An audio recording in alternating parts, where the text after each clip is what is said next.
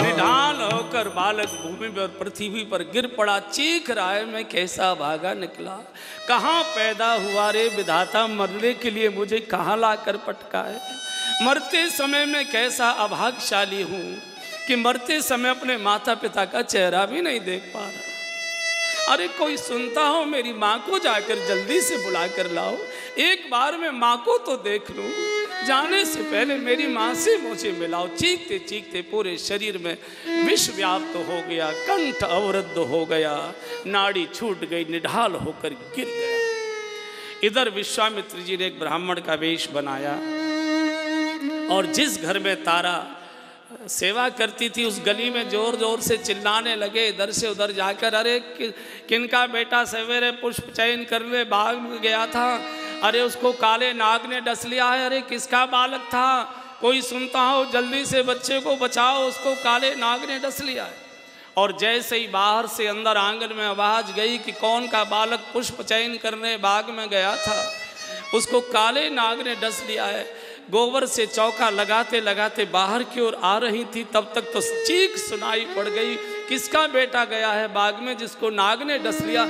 एकदम चीख पड़ी, अरे मेरा बेटा, मेरा भैया, मेरा रोहित, और एकदम दौड़ी बाहर की ओर। ब्राह्मण चीख पड़ा, नहीं देवी खबरदार, बाहर गई तो काम पूरा करो, सेवा करनी है मुझे। अरे बाबा कृपा करो, मेरा इकलौता बेटा नाग ने डस लिया। ब्राह्मण क्रूर कठोर नहीं होते, ब्राह्मण बहुत कोमल होते।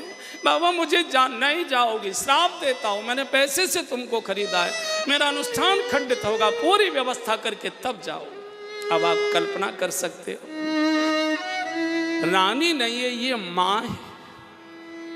छोटे बच्चे को जरा सी चोट लगती है, माँ पागल हो जाती है, जिसको नाग ने डस लिया और ये ब्राह्मण जाने नहीं दे रहा है। क्या बीती होगी, कितनी कितनी तड़पी होगी, कितनी कितनी बिलक बिलक कर रोई होगी, सेवा कर रही है, रो रही। अब गोबर में जल डालने की जरूरत नहीं, आंसू से ही लिपाई की जा रही है। जैसे तैसे सायंकाल का अनुष्ठान पूरा हुआ।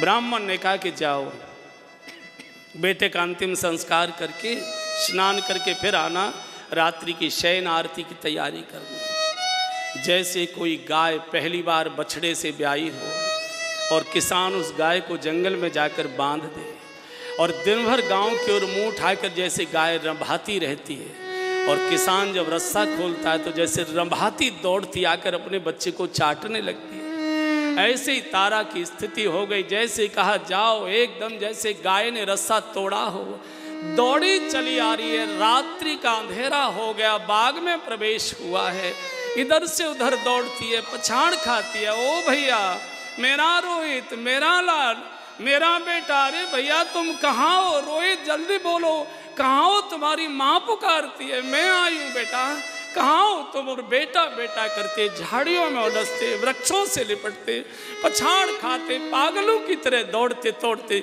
एक झाड़ी में जब मूर्छित अवस्था में बेटे को देखा, एकदम पछाड़ खाकर गिर पड़ी उसके ऊपर। देखी कुंवर की लाश रानी रे धरनी पर खाती पछाड़, भला रे धरनी पर खाती पछाड़।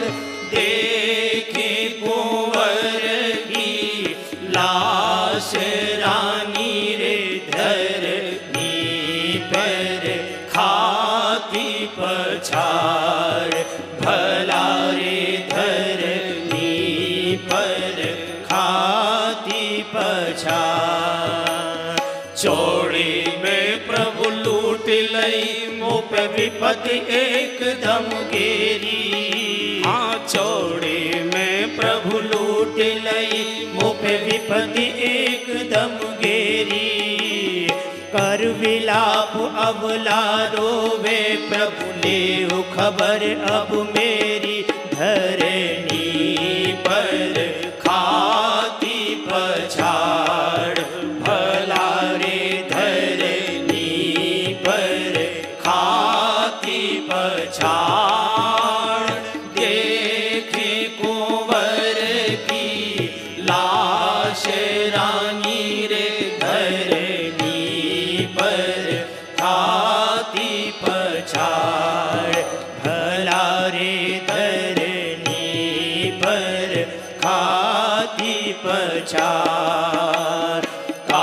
करूं कित जाऊं नाथ मैं दुखड़ा किसे सुनाऊं, कहा करूं कित जाऊं नाथ मैं दुखड़ा किसे सुनाऊं। और पैसा एक न पास मेरे अब कफन कहाँ से लाऊं, धरनी पर खाती पछाड़ भला रे धरनी पर खाती पछाड़।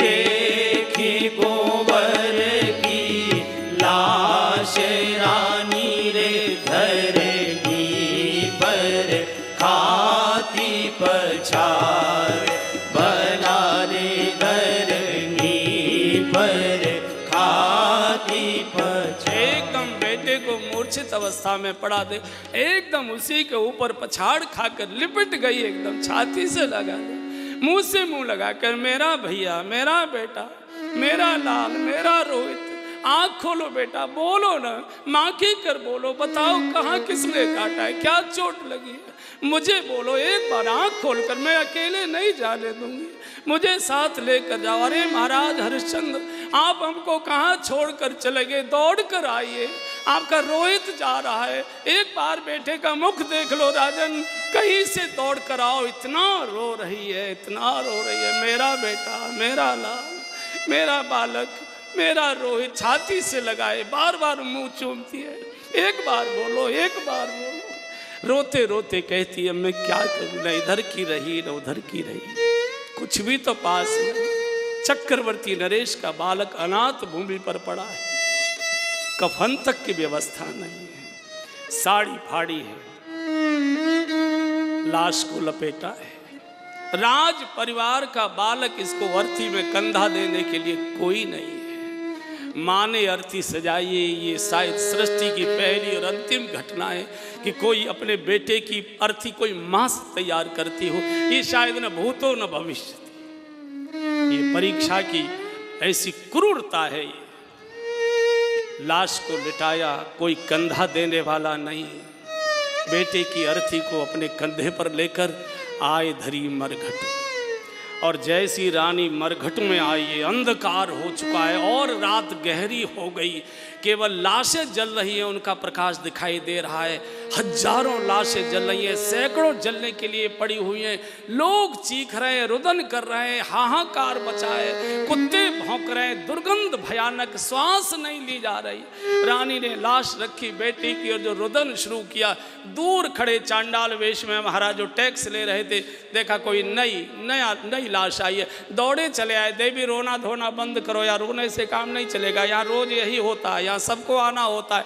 जल्दी टैक्स दीजिए, मुझे और लाशों से टैक्स वसूलना है, जल्दी करो जल्दी करो। इतना जब कहा रे, अरे स्वामी तुम यहाँ के स्वामी इतने क्रूर कैसे हो गए, क्या तुम्हारे बच्चा नहीं है कोई, क्या तुम्हारे कोई बेटा नहीं है, हम अनाथ है, इतनी क्रूरता मत करो, मेरे पास तो कुछ नहीं है, तो उसको बाहर लेकर जाओ, यहाँ तो टैक्स देना पड़ेगा।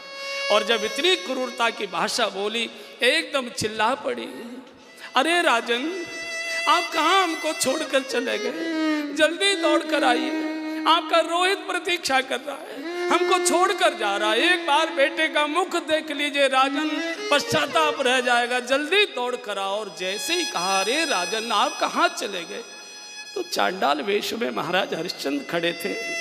देवी तुम कौन हो, कहाँ से आई, ये किनका बेटा है, ये मत पूछो,